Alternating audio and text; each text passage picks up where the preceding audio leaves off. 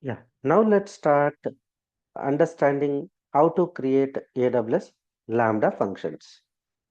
AWS Lambda functions we can develop in multiple ways too. First one using AWS Management Console. So you need AWS account and you can navigate AWS Lambda in search bar by typing Lambda in search bar.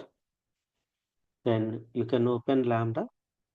This is AWS Lambda Management Console or AWS Lambda base or AWS Lambda dashboard. So from AWS Management Console in search bar, we can search Lambda. Then if you open Lambda, this is Lambda homepage or dashboard. Okay. Using this AWS Lambda dashboard, we can develop AWS Lambda applications. Second approach. Second approach is using AWS CLI.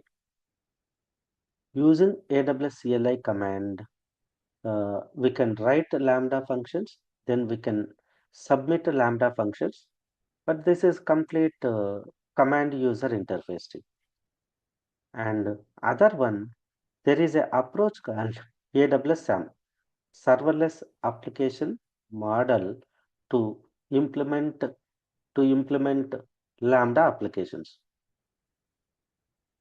So in this, recommended one is this one too.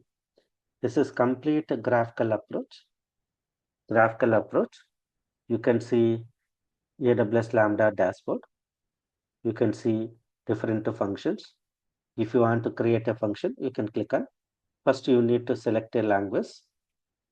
You need to select a language. Then you can click on create a function. Later also, you can select a language once you click on create a function. Okay.